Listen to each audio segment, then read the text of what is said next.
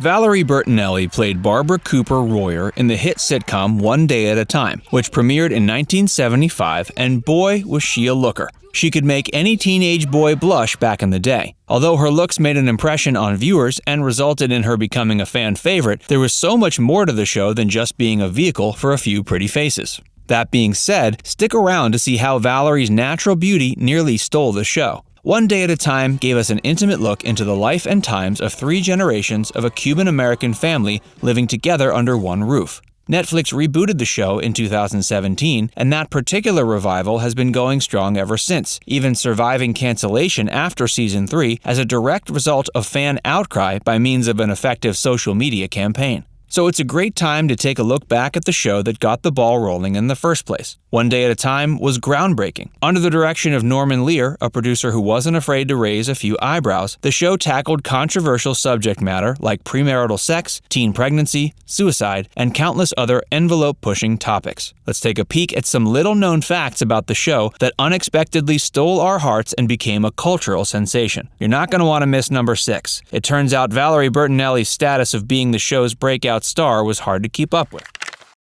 The show was partly autobiographical in nature. Whitney Blake starred in the 1960s sitcom Hazel in the role of Dorothy Baxter. Miss Blake was also a mother of 3. One of her children was the actress Meredith Baxter, whom you might remember from Family Ties. Blake left her husband after being married for 10 years and had to take up several laborious jobs to provide for her children. She was only 26 at the time and somehow managed to balance a grueling work life while still taking acting classes in the evening in hopes of pursuing her lifelong dream of becoming a professional actress. Meredith Baxter recalled that she and her siblings were forbidden from calling her mother Mom back in those days. Blake made sure they always called her Whitney. She was hardcore committed to her career. Blake went on to take her devotion to her work while being a single mother and develop a TV series out of her experiences. Along with the help of co-creator Alan Mannings and Norman Lear, that show became One Day at a Time.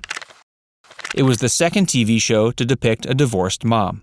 Whitney and Mannings got married in 1968. Mannings had previously poured his creative energies into the sitcom Good Times. As such, he had an established connection with Norman Lear already. So when he pitched his wife's idea about a divorced mother trying to balance work and family, Lear agreed the show's risque premise would likely draw in viewers who might be in a similar life situation, while simultaneously causing enough controversy in conservative America to produce another hit series. Lear was no stranger for taking this boundary-pushing approach with his other series like All in the Family and Maude. Back in those days, audiences hadn't been exposed to non-conventional family situations on the TV screen. Previous to All in the Family, the only divorced woman to appear on a television show was Vivian Vance's character on The Lucy Show. The majority of critics and viewers alike saw Romano's portrayal of a mother struggling to raise a family and balance a career as being the first realistic depiction of a divorcee in television history.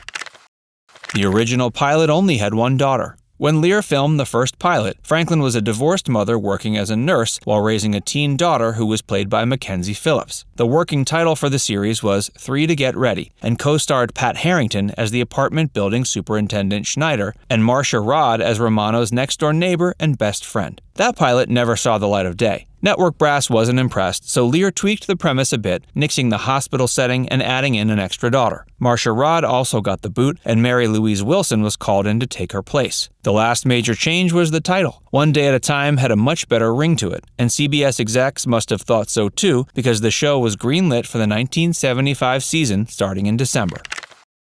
A couple of characters vanished. Attorney David Kane was played by Richard Macer, who happened to serve as a love interest for Anne in the series' first season. Macer discovered after a few episodes his character was slowly being pushed into a corner. For example, he was constantly proposing to Anne, but she rejected his offer every time. He became increasingly aware that his character was running out of steam, and was further frustrated by Norman Lear's insistence that the couple's relationship be chaste. On screen, the duo had only held hands and occasionally kissed, which made Macer feel insignificant. He approached Lear and requested he be written off the show. Norman was reluctant, but gave him what he asked for. Another character who suddenly vanished without any explanation was Ginny Roblicki, a showy cocktail waitress played by Mary Louise Wilson. She had been making the rounds on and off Broadway since the early 60s. It was when she was co-starring in a revival of the stage play Gypsy that she met Lear and was offered the part in his show. She took the job mainly because Lear had developed quite a name for himself in show business. But very soon after taking on the role, she discovered that One Day at a Time was a major department from All in the Family.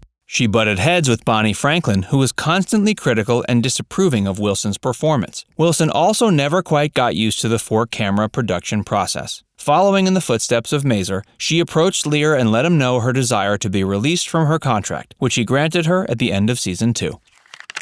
Valerie Bertinelli's beauty nearly stole the show. She was cast as Anne Romano's youngest daughter, Barbara, and totally embodied the whole girl-next-door look with her doll face, button nose, and lush locks. By the end of season 1, she had become the breakout star of the series. America had found its next sweetheart. The fan mail started to flood into the studio. She couldn't keep up with it all, and neither could the network. Valerie had gone from being a nobody to being featured on the cover of every teen magazine. That's a lot for a young woman to adjust to, especially when they're just getting their start in the entertainment industry. Despite the sudden rise to fame and becoming somewhat of a national obsession, Valerie struggled with her self-esteem. She felt unattractive when comparing herself to Mackenzie Phillips, whom she worked alongside. Phillips, on the other hand, was jealous of Bertinelli's popularity in the media, as well as her close-knit family life and upbringing. According to her autobiography, her personal life at the time was turbulent, to say the least. If you enjoy our videos, make sure you give us a like and subscribe to our channel. Tap the bell icon to turn on notifications while you're at it. Stick around to see what Bertinelli and Elton John surprisingly had in common.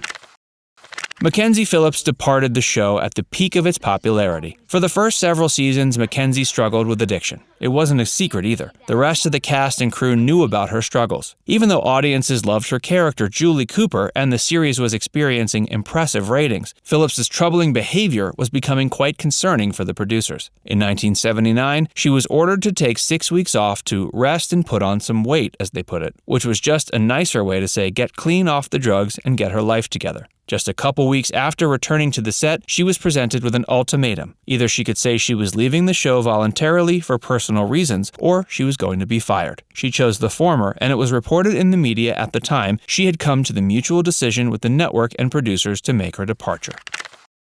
Schneider's tool belt was added by the actor. Pat Harrington Jr. had already amassed an impressive TV portfolio, which included a stretch working alongside Steve Allen as a member of his comedy troupe when he was given the role of playing Dwayne Schneider on One Day at a Time. He took his new job very seriously and even grew out a pencil mustache that Clark Gable himself would have been impressed by. Just shy of a half hour into filming the first episode, he realized something was missing from his character's attire. So he went to the prop department but came back empty-handed. He then paid an electrician who was working at the studio for his worn-in tool belt and hammer. Finally, his wardrobe was complete. He strapped the belt to his hips and looked like an Old West gunslinger who also just so happened to be the guy who was going to fix your plumbing.